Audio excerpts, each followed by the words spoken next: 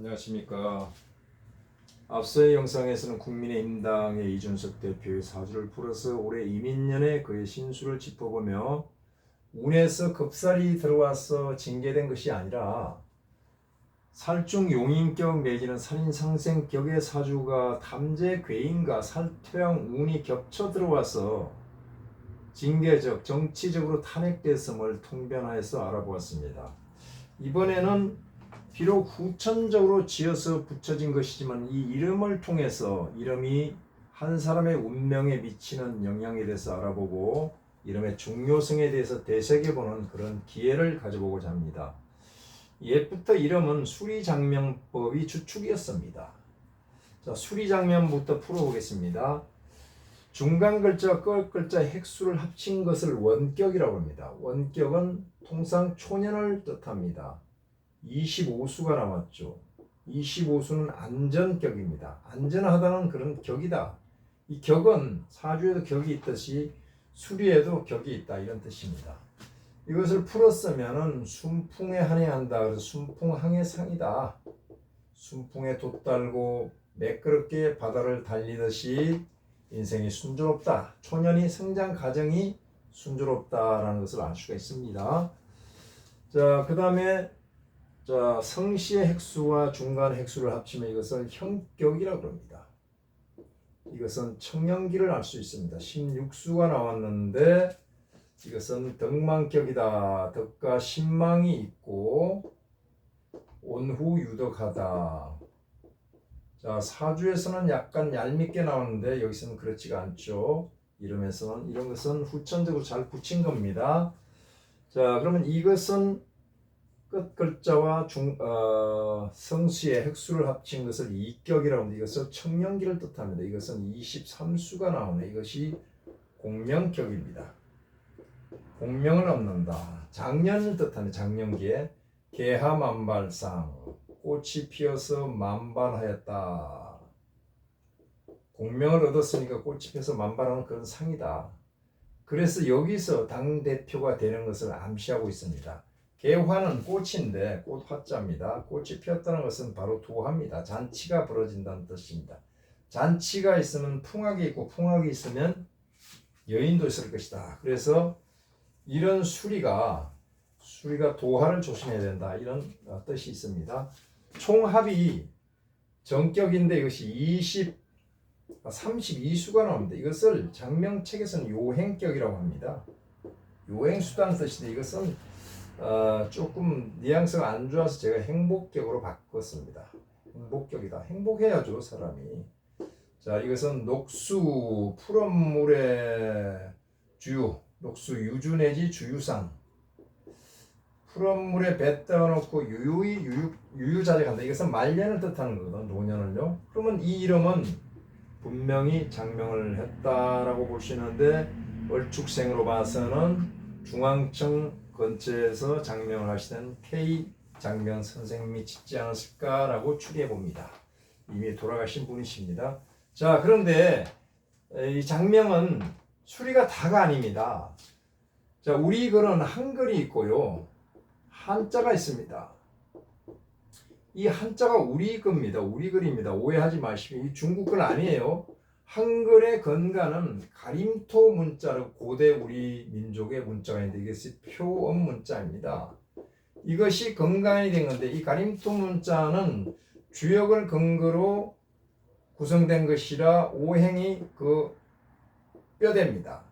이것을 발전시켜 놓은 것이 오늘날의 훈민정음이다. 그렇다면 훈민정음은 오행이 있으니까 오행을 사주처럼 풀어낼 수 있다. 그래서 한글로 이해하게 되면 이것은 토입니다.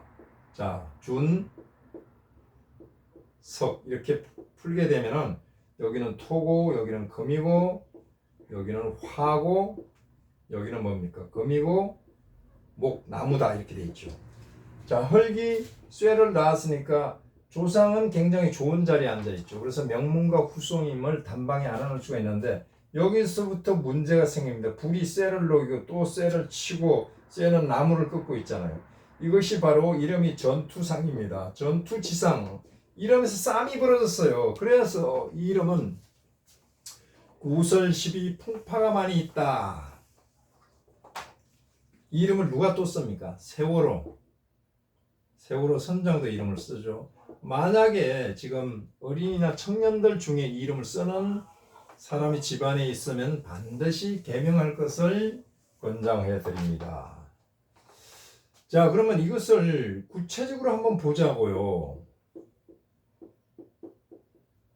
얼죽생이니까 여기가 뭐가 붙습니까? 바로 편관이 붙었어요. 편관이 이름에. 편관은 권위의 신이니까 조상 중에서도 권위가 있는 그런 분이 있다. 이런 통변이 나오는 거죠. 여기는 뭐예요? 하나, 둘, 셋, 넷, 다섯, 여섯이니까 이것은 편제가 됩니다. 편제가 되고 여기는 편인이 되고요. 편인이 되고 여기는 정제가 되고 급제가 되는 겁니다. 자, 여기서 보면은 편제가 편인을 때렸죠. 도장을 깼습니다. 이 탐제 개인됐죠.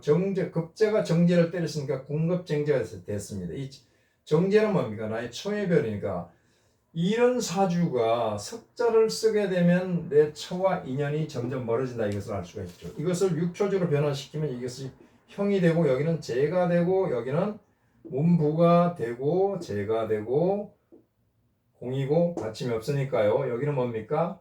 관살이 된다 이겁니다. 자, 여기서부터 청용을 붙이면 청, 주, 구, 사, 백, 현 이렇게 되죠. 관에 현무가 붙었네요. 도적이 붙었네요. 자, 형에 청룡이 붙었으니까 급제니까 이것은 여동생이나 손아래 동생이 있다면 굉장히 이쁜 사람이 있겠다. 제2에 주작이 붙어서 주작은 구선이니까 쟤는 뭐다? 돈도 되고 여자도 되고 이권도 되고 이권 개입도 되고 이런 데는 자꾸 구설이 붙어 다니는 그런 이름으로 판단이 된다. 편제는 부친인데 등사가 붙어서 부친에 대해서 깜짝 놀랄 일이 있다. 이런 전반적인 판단이 나온단 말입니다. 한글로서도 분명히. 자, 그 다음에는 획수로서 괴를 세워봤습니다. 이렇게 합쳐서 8로 나누면 1이 떨어지는데 여기서는 건깨고 총합해서 8로 나누면 8개가 떨어졌습니다. 자, 그러면 지천택에 총합해서 6으로 나누면 2호가 동해서 택효가 동해서니까 이건 무슨 뜻입니까? 평생 이 사주는 가정이 안정이 안 된, 사주가 아니라 이러면 집에 안정이 안 된다. 그것도 관살의 동에서 나를 극하고 있으니까요. 자, 그래서 이 사주는 지천태입니다. 겉으로는 태평성대인 것 같지만은 오랑캐가 쳐들어오는 명의계로 바뀌었잖아요. 시끌벅적하죠. 전쟁이 벌어진 것 같습니다. 자, 그래서 실제 내가 사회활동을 할 때는 태평성대가 아니라 오랑캐와 싸우는 그런 괴상이 된다. 자, 2호에서 관이동에 있는 관은 뭡니까? 관이동에서 그걸 해서 또 후닥닥 내가 큰 관을 취할 수가 있어요. 후닥닥 그냥.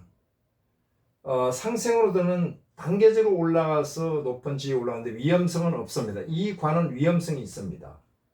자, 그런데 올해는 뭡니까? 여기서부터 이민년부터 현물을 짚어서 현청주후 사백 하면서 해마다 육수는 변합니다. 육수는 냉면 육수가 아니라 6개의 짐승은 변합니다. 새해 붙은 게 형이 붙었으니까 평생 형은 뭡니까? 죄를 극하잖아요. 죄를 극하니까 이 이름을 쓰면 평생 죄하고 인연이 없다. 죄는 부친, 여인, 즉 부인, 재물 이런 거하고 인연이 없어요. 그래서 죄에 대한 문제가 생기니까 죄는 뭡니까? 돈이고 여자고 이권 개이고 이런 데 자꾸 문제가 생기는 겁니다. 더구나 올해는 뭡니까? 육수가 주작이 붙었으니까 12구설이 분분하다는 것을 그대로 알 수가 있다는 얘기죠. 관이 이렇게 극하에 들어오는 내가 올해 또 공망입니다. 공망이니까 이건 공화입니다. 그러면 이 임목이 뭐냐면 올해 태세에 해당인 태세, 올해가 임목입니다. 그 다음에 괴신을 짚으면 양효니까 동지부터 시작하면 자축인이니까 이것은 괴신도 됩니다. 괴신. 이 두 가지는 통상 하늘이라고 그랬잖아요. 자, 그런데 이 이효는 뭡니까? 이효는 백성효입니다. 여기가 덜끓으면 나를 극하니까 여론이 물론 나와 프레임을 같이 하는 정치적인 동지나 지지자도 있지만은 여기는 백성효, 국민효에서 때리니까 전반적인 여론이 안 좋게 작동을 한다. 결국은 이 관살이 나를 쳤으니까 나는 오래 버티지 못하고 정치적인 탄핵을 당하고 더 넘어서는 관제수까지 올 수가 있다. 자, 문서는 뭡니까? 내가 추진하고 있는 일, 또 일거리, 또 신분증 이건데 언복돼서 숨어버렸네요. 더구나 행선을 먹고. 이런 형태로 이름에서 다 보여준다 이겁니다. 자, 그래서 이름의 중요성은 우리는 사주는 선택 여지가 없습니다. 이름은 선택할 수 있으니까 여기서 조금 우리가 바꿨으면 좋은데 어차피 이름을 풀었으니까 제 의견을 드리면 이에다가 만약에 현을 붙이고 또 현우라고 한다든지 또 이 윤호 이렇게 할 수도 있습니다. 그런데 여기 뭐가 붙었다고 그랬어요? 편관이 붙었거든요. 편관이 붙은 여긴 정관이 된단 말이에요. 이렇게 하면 정편 혼잡에다 이것을 안 쓰는 게 좋아요. 안 쓰고 정제를 집어넣으면 정제를. 그렇다면 성자를 쓰면 되죠. 성자나 세자나 주자를 쓰면 됩니다. 자, 그러면 이성우, 이성훈 또 뭡니까? 이성현, 그 다음에 세훈, 그렇지.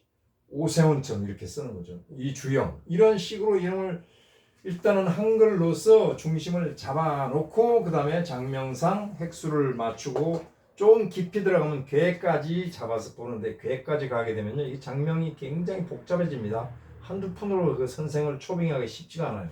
자, 여기까지 이름을 풀어봐도 우리는 이준석의 이름에서 구설 12 풍파와 이민년의 탄핵을 알 수 있다는 결과를 알아냈습니다. 그래서 이름의 중요성을 다시 한번 되새겨 보면서 여기서 통변을 마치겠습니다. 감사합니다.